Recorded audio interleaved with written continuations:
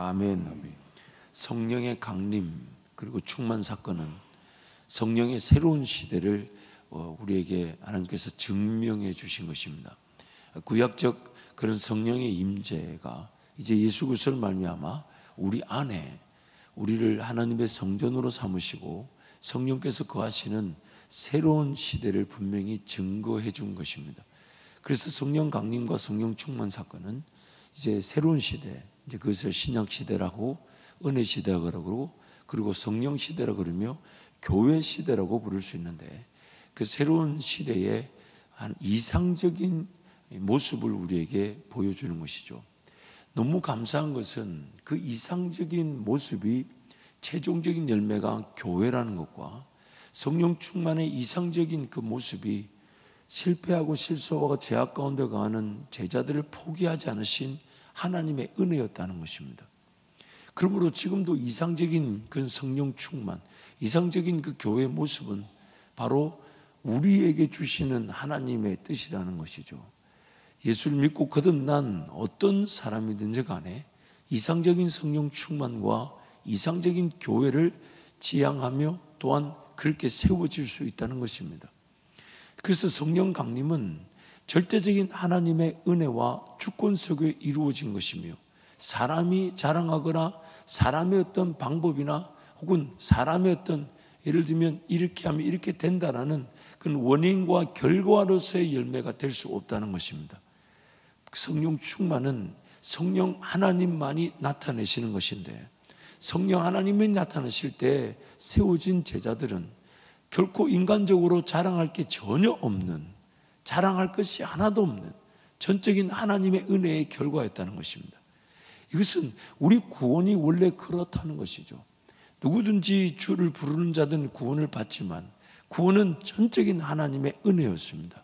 하지만 그 구원을 받지 못한 그 심판은 그 자기 죄로 인한 결과였다는 것이죠. 그래서 그 가운데 그래서 지금 여호수아서부터 사도행전 구약 전체 말씀과 신약의 말씀 전체를 볼 때 오늘 우리에게 주신 은혜는 저주의 자리는 명백하나 저주의 자리가 축복의 자리가 된다는 것입니다. 만약 성령 하나님 의지하지 않는다면 여전히 그 저주는 유효합니다. 그 사망과 화를 우리가 피할 수가 없어요. 하지만 그 사망과 화를 피할 수 없는 죄인들에게 성령 충만은 축복의 기회가 된다는 것이죠. 바벨탑 사건으로 모든 언어가 흩어짐의 저주가 되었죠. 하지만 성령 충만으로 흩어진 저주의 언어 속에 하나됨의 공동체가 실현된다는 것입니다. 우리 개인의 삶도 마찬가지죠. 우리는 죄로 인한 그 저주, 물론 죄는 이미 다 용서를 받았지만 죄의 지배 아래 허덕거릴 수 있는 그 안타까운 화가 성령 하나님의 충만케 하심으로 그 허덕거릴 수밖에 없는 인생이 성령으로 교회를 세우는 영광을 보게 되는 것입니다. 성령 충만의 기회가 오늘 우리 가운데 나타나게 되는 것이죠. 그러니 오늘도 우리의 삶도 마찬가지예요. 성령 충만하지 않으면 우리는 여전히 신앙생활 해야 되는 줄 알지만 신앙이 무거워져 있을 수 있습니다. 하지 않으면 안 되는 신앙생활. 이것이 오늘 우리를 두렵게 한다는 것이죠. 그렇기 때문에 날마다 성령 충만의 기회로서 주님께 달려나오게 될 때 성령 충만은 오늘 이상적인 교회를 실현할 수 있는 능력이 된다는 것입니다. 그래서 예수님께서 제자들을 불러 모으신 거죠. 끝까지 찾아가서 격려하고 독려하고 그래서 그 격려와 독려가 결국 먹힐 수 있었던 것은 3년여의 시간 동안 예수님이 그들을 품고 계셨다는 겁니다. 그들을 사랑하고 그들을 인내하고 그들을 기다려주고 끝까지 그들을 지켜주셨던 예수님. 그래서 죽으시고 부활하신 다음에 40여일의 시간 동안 그 제자들을 찾아가셨을 때 제자들이 뭔가 그래 예수님 말씀하셨으니까 뭔가 오긴 오는가 보다라고 기다렸다기보다는 그렇게 죽기까지 사랑하셨고 죽은 부활의 모습까지 보여주셨는데도 믿지 못하는 제자들을 끝까지 찾아가셔서 그래 한번 기다려보자. 예수님이 저렇게까지 있어 보라 하는데 한번 기다려보자 라는 심정이었지, 그들이 뭔가 능력이 있어서 기다렸던 자들이 아니라는 겁니다. 그래서 할 수 있는 것은 기도밖에 없었다 그러죠. 왜냐하면 문을 걸어 잠그고 그들이 모인 공간에서 할 수 있는 건 기도밖에 없었어요. 길거리 나가보면 예수를 죽인 자들이 자신들도 죽이려고 벌벌 뛸 텐데, 대제사장의 권한을 받아 그렇게 예수 믿는 자들을 잡으려 다녔던 사도 바울 같은 자들이 수백 명이었다 하지 않습니까? 그래서 사도 바울을 죽이지 않고서는 아무것도 안 먹겠다고 결단했던 자들이 이제 사도행전에 등장하잖아요. 그러니 그 나가서 자신들의 삶을 지켜낼 만한 능력도 없어 숨어 있었던 것이죠. 그런데 정말 예수님 말씀대로 몇 날이 못 되어 성령이 임하셨다는 것입니다. 근데 성령이 임하시니까 자랑할 것이 하나도 없는 이들이 이상적인 열매, 즉 교회를 세우게 되더라는 것이죠. 그래서 이런 거죠. 제자들이 벌벌 떨면서, 그래서 예수님이 부활하신 다음에 2번이나 나타나셨는데도 기어이 예수님을 제대로 믿지 못해서 난 다시 고기 잡으러 가겠다 하고 했던 그 제자들, 그 3번째 나타나신 게 요한복음 21장이었잖아요. 3번째 나타나셔서 그 갈릴리바에서 그들을 불러 모아서 예루살렘으로 이렇게 끌어모으신 거죠. 몇 날이 못 되어 성령을 받을 것이니까 약속하신 성령을 기다리라. 그래서 그 마가의 다락방에 둘러 모여 앉아서 기다렸던 것이죠. 그런데 그 기다렸던 그들에게 성령이 임하시니까 불가항력적인 그런 역사들이 막 나타났죠. 그것은 바로 그들에게 임했던 성령 충만이, 방언 사건이 그들에게만 나타난 뭔가 느낌과 그 어떤 열매로 끝나는 것이 아니라 때마침 오순절 절기를 지키기 위해 흩어져 있었던 다른 나라에서 태어난 유대인들이 예루살렘에 모여 있었고 그들의 수가 3,000여 명이 됐다는 겁니다. 그래서 그 방언 사건이 그들에게 뜻하지 않는 성령께서 그들을 예수 복음이 전파되는 기회가 되게 만드신 거죠. 제자들이 상상할 수 있었던 일이 아니었습니다. 그래서 3,000여 명이 모여있는 자리에 그들이 방언 소리 듣고 주르르 모여든 게 3,000명이 뭐가 끌어모으려고 했던 게 아니었어요. 그들은 단지 기도만 하고 있는데 방언이 나타나, 그래서 그들이 자기 입에서 무슨 말 하는지 모른 채, 한 번도 배운 적도 없고 들어본 적도 없고 어느 나라 말인지도 모르고 지금 자기가 무슨 말 하는지도 모르고 주르륵 얘기하니까 그 오순절 절기에 흩어졌던 유대인들이 모여서 이거 왜 내가 태어난 곳에 말들이 들리지? 라고 하면서 모여든 것이 3,000여 명이었다는 거예요. 그래서 그 3,000여 명에게 그들이 야, 저 사람들이 술에 취했는가 보다 라고 하니까 베드로와 사도들이 일어나서 구약에서부터 예수 그리스도 그분을 조명하고 그분을 나타내고 그분을 전하게 되니까 그들이 하는 말이 형제들아 우리가 어찌할꼬. 그래서 그들이 주 예수 그리스도 이름으로 회개하고 세례를 받으니까 3,000여 명이나 되었더라. 그리고 그 3,000여 명이 되다 보니 그들이 예수님을 더 알고 싶어하고 예수님을 더 듣고 싶어하고 예수님을 더 배우고 싶어 했다는 겁니다. 그래서 사도들이 가르쳤다는 거예요. 그 베드로나 사도들이 꿈꿀 수 있거나 계획한 일이 꿈꿀 수 있는 일이나 계획할 수 있는 일이 아니었다는 거예요. 그런데 성령께서 나에게 충만하게 임하시니까 누구에게 복음을 전해야 될지, 그리고 복음을 전하온 다음에 어떤 일이 일어날지 이런 것들을 성령께서 딱 맞추어 가셨지 않습니까? 그래서 3,000여 명이 모이니까 그들에게 사도의 가르침이 당연히 나타나면서 또한 뭐가 필요했겠습니까? 먹여야 되잖아요. 지금 그들이 어디서 온 사람들입니까? 예루살렘에 거점을 둔 사람들이 아니었다는 거예요. 그들은 지금 다른 나라에서 오순절 절기를 지키러 왔던 혹은 다른 나라에 적을 둔 유대인들이었다는 겁니다. 그래서 그들이 사도의 가르침을 받고자 하니 3,000여 명이 어쩔 수 없이 모였어요. 그러니 어떻게 해야 되겠어요? 성령께서 그들을 먹이셨고 그들을 통하여 교회를 세우셨다는 겁니다. 그게 바로 불가항력적인 자연 발생적 교회, 이상적인 교회죠. 그래서 그 교회의 모습이 네 가지로 나타났다는 거예요. 42절 말씀 우리 함께 선포하겠습니다. 그들이 사도의 가르침을 받아 서로 교제하고 떡을 떼며 오로지 기도하기를 힘쓰니라. 이것 자체를 지향했다기보다는 성령 충만으로 말미암아 그들에게 복음이 전파되어지게 하셨고, 성령님께서 이렇게 얘기하셨잖아요. 너희를 증인 되게 하신다 하셨지 증인이 되라 하지 않으셨어요. 성령이 너희에게 임하시면 너희가 땅끝까지 이르러 내 증인이 될 것이다. 그러니까 성령만 기다리면 성령께서 그렇게 나를 삼아 주신다는 거예요.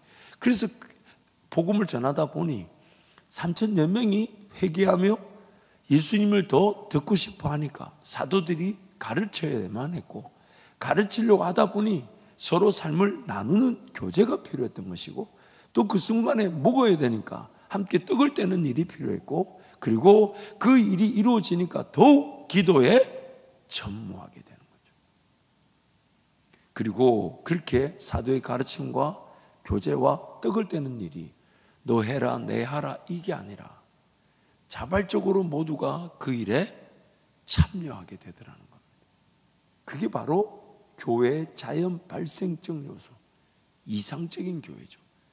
이 성령 강림과 성령 충만 사건은 새로운 시대를 여는 증거이기 때문에 우리에게 어떤 하나님의 공동체, 교회가 세워질 것을, 우리에게 지향할 것을 보여주는 이상적인 교회죠.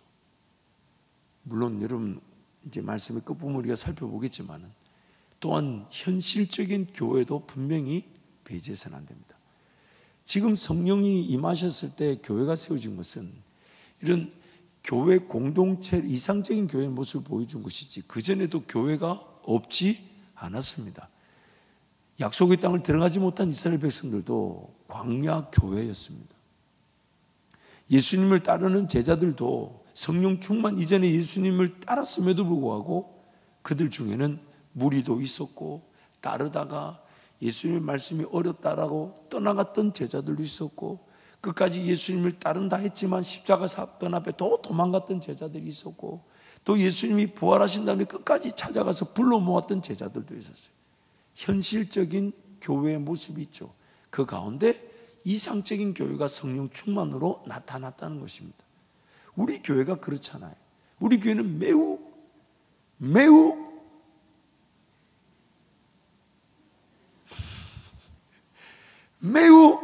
이상적인 교회를 지향하는 현실적인 교회입니다. 인내가 필요하고 하나님의 자비와 용서가 아니면 해석이 될 수가 없으며, 이게 무슨 말이냐면 끊임없는 용서가 필요한 죄인들이며 아멘한 자는 더 큰 죄의 용서가 있을지어다. 우리 교회는 뭔가, 그러니까 이런 무리 간에, 이건 제가 다음에 한번 말씀을 전하고 싶은 주제인데, 교회가 가진 가장 보편적인 특성 가운데 성도들이 자랑할 수 있는 것이 있다면 오늘 우리가 내세워야 될 것은 허술함이죠. 교회가 이렇게 모이다 보니까 성도들 간에 욕심이 막 발동하죠. 그러니까 내 잘하는 것으로 일하면서 그리고 상대방을 평가하기가 쉽습니다. 너는 뭐 하는데? 내가 내 잘하는 걸로 일하는 거거든요.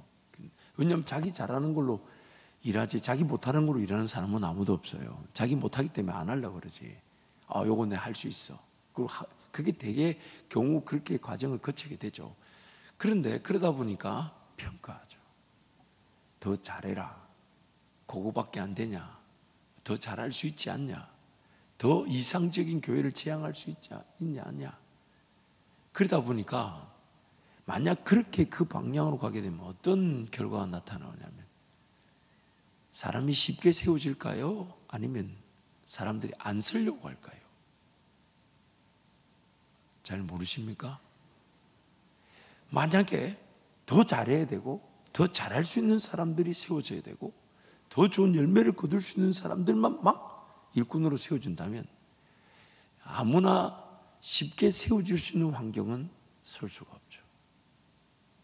그러면 교회 공동체는 일을 하는 사람과 안 하는 사람 분리되게 되고, 교회는 더 품어줄 수 있는 환경이 아닌 일 잘하는 사람들끼리만 모여야 되는 공간으로 전락할 수가 있죠. 그런데 교회는 허술합니다. 모자란 게 많을까요? 적을까요? 우리 교회 여러분, 모자란 게 많을까요? 적을까요? 물론 그래도 이렇게 우리 성도들 같은 경우는 좀 잘 모여주시고 기도하기 때문에 제가 생각할 때는 그냥 제 입으로 말하긴 그렇지만 우리 교회는 평균 이상이라고 저는 항상 교만하게 생각하고 있습니다. 근데 교회는요, 일을 잘하는 사람들은 그가 일을 잘한다 할지라도 자기 것을 내세우지 않죠. 그 일 잘함이 최종적인 열매나 제일 큰 열매가 뭐냐면 일 못하는 사람을 품어주는 겁니다. 제가 그걸 몰랐어요. 아직도 배우고 있는 중이라 죽을 지경입니다. 그러다 보니까 같이 허술해져야 돼요. 같이 그 상황을 기다려줘야 되고, 근데 그 상황이 정말 이해가 되지 않아요. 근데 제가 정말 몰랐던 것이, 제가 허술했던 시절에 주님이 저를 품으셨다는 사실입니다. 그래서 교회는 하나님 말씀을 우리가 함께 배우고 그 말씀을 지향하는 매우 허술한 현실적인 공동체죠. 그래서 누구든지 품어주고자 할 때 어떤 죄인이든지 간에, 어떤 실수나 실패한 자들인지 간에, 삶이 정상적으로 사라지지 않는 사람이든지 간에 교회만 오면 위로받고 격려받고 세임을 얻죠. 그게 바로 은혜의 공동체인 거죠. 물론 그 가운데서 하나님께서 일을 좀 더 규모 있게 체계적으로 잘할 사람들을 세우시죠. 그들이 일을 잘하지만 그 일을 잘하는 것이 결코 앞에 서는 것이 아니라 뒤에 있죠. 내세우지 않고 묵묵하게 최선을 다해서. 그래서 나의 일하는 것이 어떤 성도들인지 간에 품어줄 수 있는 교회가 되고, 어떤 성도든지 간에 세워줄 수 있는 나의 전문 분야가 되는 거죠. 그럴 때의 교회는 함께 이상적인 공동체를 지향하게 되고, 어느 날 그에게, 내가 일하는 사람이든 일을 못하는 사람이든 그에게도 성령 충만의 기회가 있어서 그도 세워지게 될 때, 그때가 바로 교회가 끊임없이 이상적인 공동체로 나아가게 되는 것입니다. 그래서 물론 허술함을 지향하지는 않습니다. 그러나 그 허술함의 환경을 함께 용납해주고, 저는 제가 제일 감사한 게, 사람이 여러분 100가지 일을 했다 칠 때 99가지 잘한 것과 한 가지 못한 게 있어요. 그러면 항상 사람들은 어디에 초점을 두죠? 잘 아시죠, 여러분? 99가지 잘해본들 소용이 없어요. 이상하게 우리는 하나 못하는 거 그것만 물고 늘어져. 그렇죠? 근데 제가 어린 목사가 성장 과정을 이렇게 거쳐오면서 우리 교회 공동체가 제 그 한 가지 못하는 거, 아니 한 가지만 못하지 않았어요. 제가 볼 때 10개 중에 한 8가지를 못했는데, 잘한 거라고는 한두 개도 안 되는데, 근데 그것이 만약 우리 교회 공동체를 통해 제가 품어지지 않았다면 제가 성장할 수 있었을까요? 사람이 성장할 수 있는 것은 자기 잘하는 것으로 성장하기도 하지만, 근데 못하는 것이 안전하게 보호되어지지 않으면 잘하는 것이 기회가 주어지지 않습니다. 그래서 교회는 매우 현실적인 부분에서 하나님 은혜를 구하며 품어줘야 되는 거죠. 그러면 자연히 잘하는 사람은 잘하게 될 것이나, 교회가 좀 허술하고 부족하고 연약한 이들을 품어주는 것에 목적을 둔다면 세상이 줄 수 없는 하나님의 사랑이 나타나게 됩니다. 왜냐하면 세상은 허술한 사람들을 품어줄 만한 여력이 없어요. 그래서 교회 공동체 안에 좀 모자람이 있고 부족함이 있고 연약함이 있다는 건 당연한 것이나 그러면 그 부족하고 연약하고 허술한 부분을 내가 어떻게 더 안전하게 지켜내고 섬겨내고 돌볼 것인가가 나의 사명이 될 때 교회는 반드시 이상적인 성령 충만의 기회를 가지게 되는 것입니다. 언제 어떻게 그 영혼에게 성령 충만이 나타날지 몰라요.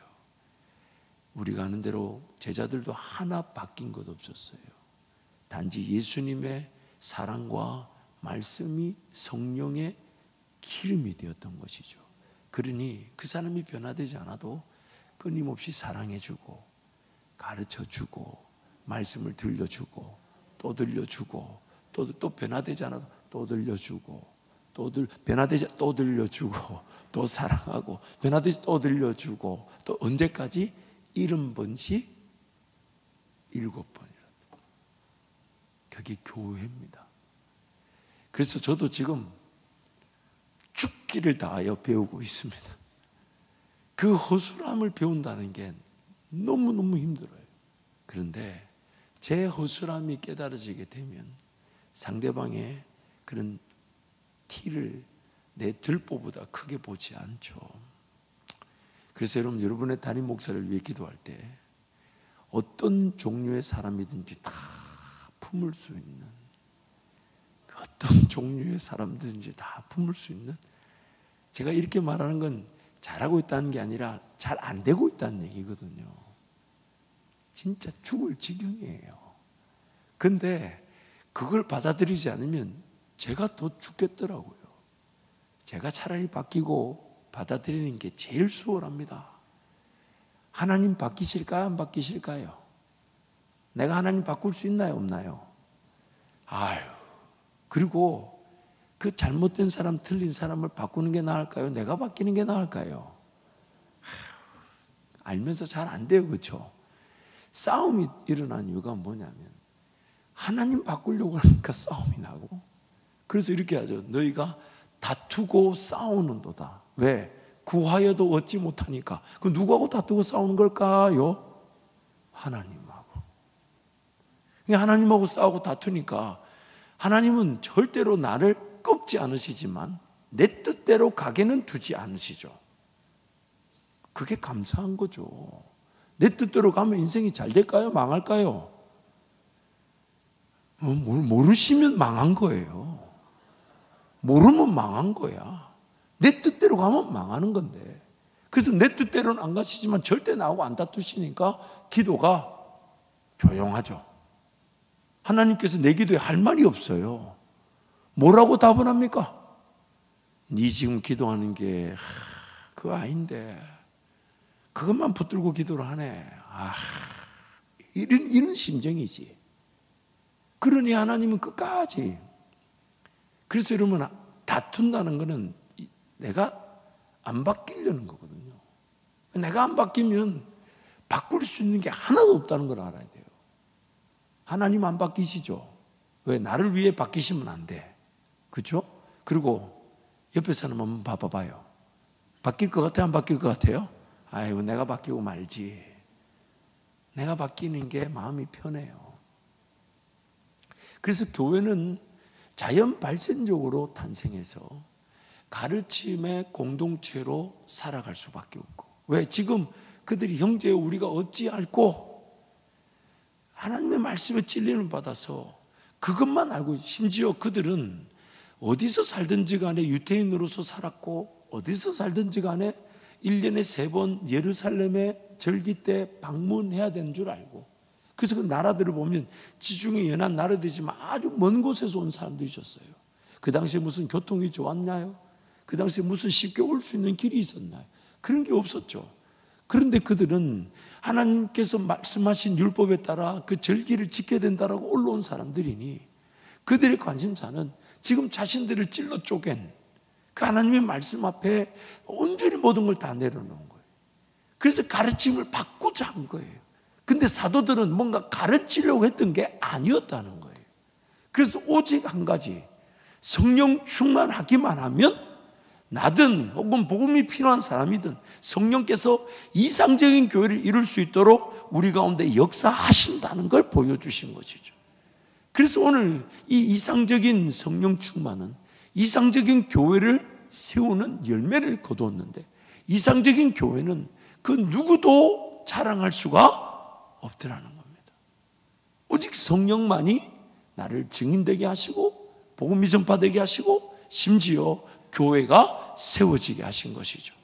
그래서 오늘 나에게 끊임없이 요구하는 건, 어쩔 수 없이 한 기도가 성령의 충만함으로 교회라는 열매가 세워지니까 더욱 기도에 전무하며, 그렇게 도망가고 예수님을 기다리지 않으렸던 제자들이 나중에 사도행전 6장 가서 뭐라 하냐면, 우리는 말씀과 기도에 전무하겠다는 자들로 하나님께서 변화시켜 버리셨어요. 성령 충만이 정말 그 자리에 임하니까 전혀 그런 열매가 나타날지 몰랐고, 가르침을 해야 될지 몰랐고, 교회가 세워질지 몰랐고, 수천 명을 돌봐야 되는 자연 발생적 교회가 될지 몰랐고, 그러나 기도만 하면 된다는 믿음으로 점점점 나아가게 될 때 말씀과 기도에 전무하겠다는 그런 사도들로 변화되게 되더라는 것입니다. 오직 한 가지, 성령 충만인 것입니다. 그러므로 오늘 또 우리는 이 순간 예배하러 달려나온 저와 여러분의 삶의 목적은 뭡니까? 다름 아닌 성령 충만입니다. 그 성령 충만이 마치 모세처럼 내가 하나님의 백성인 줄 알고, 또한 하나님께서 나를 통해 영광을 받으실 것이라는 그 사명에 대한 정체성도, 사명도 알지만, 그래서 사도행전 말씀 보면 모세가 그렇게 알았다 하잖아요. 자기가 하나님의 백성, 이스라엘 백성이라는 것과 또한 하나님께서 자기의 손을 통해 이스라엘 백성들을 구원하리라는 그 사명은 알았지만, 그러나 그는 인간적인 힘으로 그 사명 감당을 하려고 했을 때 애굽의 병사를 쳐 죽이는 실수가 있었습니다. 그래서 그가 광야로 따라갔어요.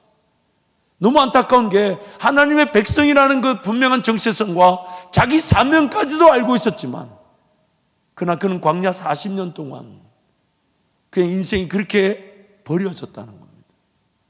우리의 위기죠. 우리의 위기죠. 하나님의 백성이라는 것도 알고, 또한 하나님 나라를 위해 살아야 되는 걸 알지만, 나의 현실은 그냥 그 광야 속에 파묻혀 있는 겁니다. 만약 하나님께서 찾아오지 않으셨다면 모세는 그렇게 하나님의 백성이라는 정체성을 가지고 있었고 사명이라는 것도 가지고 있었으나 감당하지 못했다는 그 실패감으로 인생이 맞췄을 것입니다. 하지만 하나님의 부르심에는 결코 후회하심이 없기 때문에 그 사명, 실패한 모세를 내버려 두실 수 없어 찾아가셔서 그에게 보여주신 게 성령 충만이라는 거예요. 떨기나무에 불이 붙었으나 떨기나무를 태우지 않으신, 그러기 오늘 우리의 인생에 기대치는, 하나님 나를 하나님의 백성으로 부르셨으며 내가 하나님의 나라 영광의 기회로 이 땅의 삶을 살고 있다는 것을 분명히 알고 있고, 그래서 하나님과 동행하려고 했지만 우리도 제자들처럼 예수의 그 부활을 분명히 목격한 자라고 믿고 있으면서도, 지금도 우리도 예수 승천의 자리에서 보좌 앉으셔서 이 땅을 다스린다는 걸 다 알고 있으면서도 참된 교회와 예수 증인의 삶을 살지 못하고 있다는 나의 현실을 성령 하나님이 모르시지 않는다는 겁니다. 그래서 우리에게도 동일한 약속이 주어져 있습니다. 약속된 성령을 기다리라. 몇 날이 못되어 성령으로 충만케 될 것이다. 그래서 오늘 일상의 삶의 자리에서 성령 충만의 기다림의 자세, 그 문화를 만들어가는 겁니다. 이제 이 새벽을 깨우셨으니 원래 한 60 며칠쯤 지나면 이게 이제 습관이 되어야 돼요. 이게 습관이 안 되잖아요. 어쩔 수 없지 뭐, 안 될 수 있죠. 이미 우리 허술함을 배웠기 때문에 안 되는 사람이 있다는 것은 이미 전제되는 건데, 그게 내가 되지 않기를 바랄 뿐이죠. 물론 남 얘기할 거 없어요. 저도 지금도 알람을 7개씩 8개씩 맞춰놓고 핸드폰 가까이 안 둡니다. 저 멀리 던져놔요. 왜? 가까이 두면 자꾸 끊는데 너무 놀라운 능력은, 저와 이름을 가진 놀라운 능력은 알람을 5번을 껐는데 나중에 깼을 때 알람을 5번 끈 줄을 모른다는 거. 굉장한 능력이죠. 그럴 때 있죠, 여러분.